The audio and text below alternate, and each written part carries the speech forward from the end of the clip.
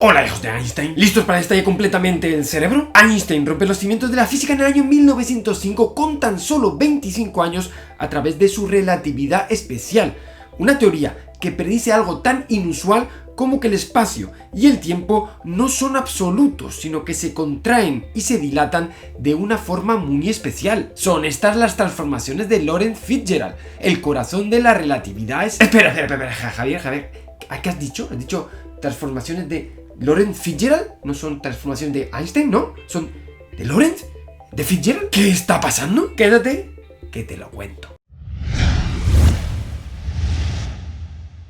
Pues sí, en efecto, las ecuaciones que explican cómo el tiempo y el espacio se contraen debido al efecto del movimiento ya habían sido descubiertos años antes del establecimiento de Einstein de 1905 de la relatividad, en particular por dos científicos, el irlandés George Fitzgerald y el holandés Hendrik Lorentz. Y no solo eso, también la idea de tiempo propio, la sincronía de los relojes, incluso la relación masa-energía que tanta gloria dieron a Einstein.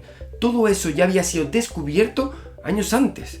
Entonces, ¿por qué ellos no fueron los que llevaron a último término el concepto de relatividad? Si no fueron esas ecuaciones y esos conceptos, ¿qué fue lo novedoso que hizo Albert Einstein? Es decir, ¿por qué consideramos a Albert Einstein y solo a Albert Einstein como el padre de la relatividad? Pues para poder responder a estas preguntas hay que hacer un pequeño viaje en el tiempo. Estamos a finales del siglo XIX. Habían pasado ya varias décadas desde la propuesta de Maxwell para unificar la electricidad y el magnetismo y su predicción de las ondas electromagnéticas, que fue verificada en 1886 por Hertz. Y así queda establecido por fin lo que es la luz. La luz es una onda electromagnética, una onda de electricidad y magnetismo, una onda pues como el sonido. Pero entonces queda la pregunta: ¿cuál es el medio que está vibrando? Porque el sonido vibra en el aire o en un medio material, pero ¿y con la luz? ¿Qué es lo que está vibrando? Los científicos propusieron una opción, un medio invisible e inmóvil al que llamaron éter y que supuestamente estaba cubriendo todo el espacio. Y la propuesta sonaba bien, encajaba bien, parecía funcionar. Solo había un pequeñito detalle, un pequeñito problema, y es que nunca, nadie, jamás había observado de ninguna manera este éter. Pero eso, definitivamente, iba a cambiar. Una posibilidad de detectar este éter, aunque fuera de forma indirecta, era medir lo que se conoce como el viento del éter. Si el éter está inmóvil y la Tierra gira alrededor del Sol, hay movimiento relativo, generando ese viento. Un viento que no es como el viento del día a día, el viento del aire, ese que refresca tu cara y ondula tu melena al viento. No, para nada. Es un viento muy diferente. Es una especie de viento del espacio. Un viento que no se nota físicamente en tu piel, pero que debería estar ahí a nuestro alcance. Así que detectarlo no era nada fácil. Se requería una gran dosis de creatividad y de ingenio, algo que sobraba a un científico estadounidense, Albert Michelson. En 1881 propone un curioso experimento para medir el viento del éter, o un experimento que hoy conocemos como interferómetro y que mejoraría años más tarde para aumentar su sensitividad junto con un químico, Edward Morley, para tenerlo listo en el año 1887. Habían dado forma a un experimento histórico, lo que hoy se conoce como el experimento de Michelson-Morley. La idea era muy original. Ponemos a correr dos rayos de luz, uno en dirección del giro de la Tierra, otro en dirección perpendicular. El rayo que va en la dirección del movimiento de la Tierra siente el viento del éter, que lo acelera cuando va a favor y lo frena cuando va en contra. El resultado de este frenado y aceleración es que los dos rayos no llegan a la vez. Sería como los vuelos de hoy en día. Cuando el avión va en contra del viento, pues va más lento. Y cuando el avión va con el viento en cola, pues llega antes.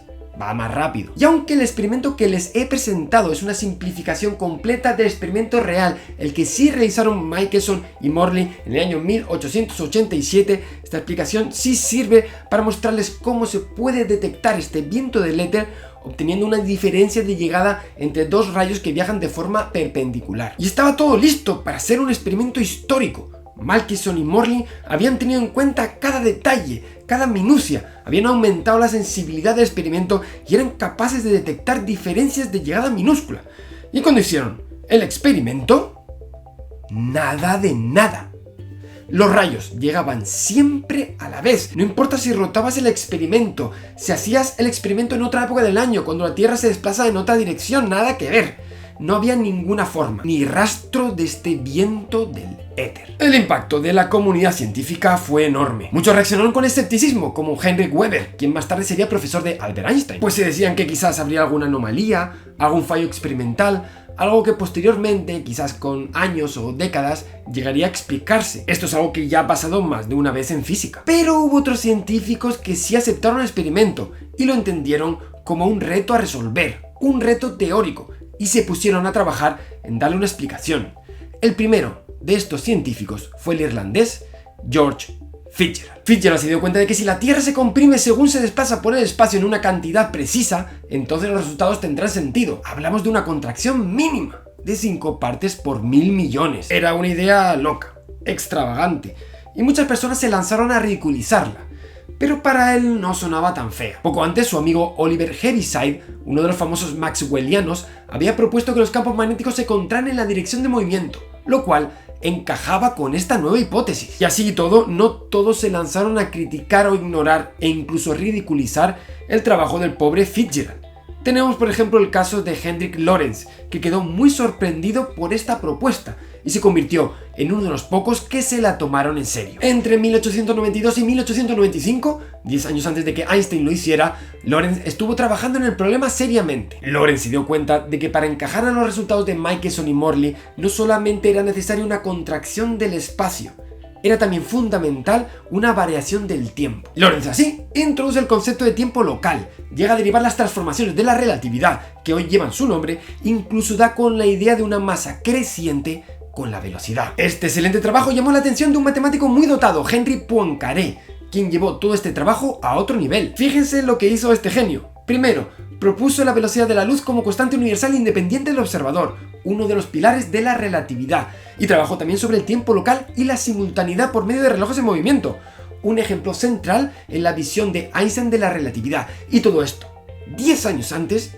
de que Einstein lo hiciera. Ambos, Lorentz y Poincaré, amigos a la postre, continuaron elaborando su visión de la relatividad incluso hasta 1905, año en el que Einstein publicaría su famoso Sobre la electrodinámica de los cuerpos en movimiento. Y fíjate hasta dónde lleva este tema Poincaré. Incluso en uno de estos papers, él muestra que las transformaciones de la relatividad, que él ya llama transformaciones de Lorentz, forman un grupo matemático. Incluso deriva la ley de adición de velocidades, un punto álgido, un hit de la teoría de la relatividad. Es más, en 1907, estamos hablando de 2 años después de que Einstein publicara su trabajo, Poincaré todavía seguía haciendo avances significativos para la teoría de la relatividad.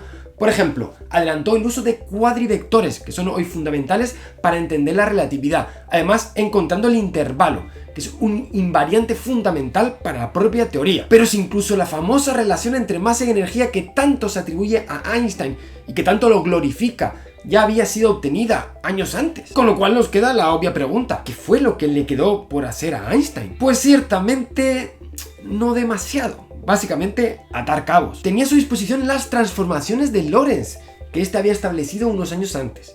Tenía el principio de relatividad, que Poincaré había desarrollado, y todas las herramientas matemáticas de estos dos genios, que Poincaré al menos está muchísimo más dotado que el propio Albert Einstein para las matemáticas. Poincaré, que sin duda era el mayor genio matemático de su época. Entonces, ¿qué está pasando? ¿Por qué todo el mundo habla de Einstein y nadie de Lorentz, Fitzgerald o Poincaré? Pues para responder a esta pregunta de forma precisa, quizás es mejor transformarla y formularla de otra manera. En la forma, ¿qué tenía Einstein que no tenía nadie más? Fíjate, Lorentz desarrolló las ecuaciones de la relatividad, pero fue incapaz de soltar lastre. Aunque introdujo el tiempo propio, siguió trabajando con un sentido del tiempo absoluto. Por su lado, Poincaré desarrolló la teoría completa de las transformaciones matemáticas y trabajó sobre los 3 preceptos claves de la relatividad: la velocidad de la luz es constante, el principio de relatividad y las transformaciones de Lorentz. Pero Poincaré también fue incapaz de darle el salto más allá. Sus prejuicios clásicos le lastraron y siguió aceptando, por ejemplo, la idea de un movimiento en el éter. Así que la respuesta es clara. ¿Qué tenía Einstein que no tenía ningún otro? Pues fácil. Irreverencia, falta de prejuicios y la capacidad de enfrentarse sin miedo a lo establecido, y un profundo instinto físico. Él fue capaz de dar una interpretación correcta a las matemáticas de otros. En ese sentido, fue capaz de saltar al vacío sin mirar, dejando de lado el éter y atreviéndose a proponer un tiempo relativo, algo que podría sonar absurdo, algo totalmente contrario al pensamiento de su época. En fin, el valor de Einstein no está tanto en su trabajo matemático, mucho mejor y más profundo en otros, sino en su visión física y en su capacidad de llegar hasta las últimas consecuencias, aunque eso implicara echar abajo los cimientos de la física. En 3 palabras, desafiar la autoridad. Y sí, también influye el carácter peculiar de Einstein, una persona no muy dada a reconocer las influencias externas. Sí, era un pensador solitario, pero leía de otros y debatía con otros, de lo cual sacaba también valiosísimas ideas. Aún así, en su trabajo sobre la relatividad no menciona a nadie, tan solo a Lorentz. De Poincaré no tenemos noticia, tampoco de Mileva, su mujer, ni de sus amigos con los que discutía sus inquietudes científicas, como Michel Besso. Esto obviamente no ayuda a otorgar crédito a quien lo merece. Esta historia yo la traigo aquí no solamente para otorgar mérito y reconocimiento a quien verdaderamente lo tiene, como son Fitzgerald, Lorentz y Poincaré. No es tampoco un intento de demonizar o minimizar la importancia de Einstein, más bien al revés. Creo que trae un mensaje muy claro e importante, en especial para ustedes, los más jóvenes. El mundo está escrito en lenguaje de las matemáticas, ya lo dijo Galileo, y parece ser verdad. Pero con solo matemáticas no se escribe este mundo, el mundo real, el mundo físico. La física es muchísimo más y requiere intuición, creatividad, originalidad y un fuerte sentido físico. Igual Einstein, de matemáticas no estaba sobrado, pero de esto último tenía para repartir. Hoy, el mundo que nos ha tocado a ti y a mí, vivimos una época muy similar, un pequeño estancamiento en la física donde parece que el trabajo matemático prima sobre las ideas, sobre la originalidad, la creatividad.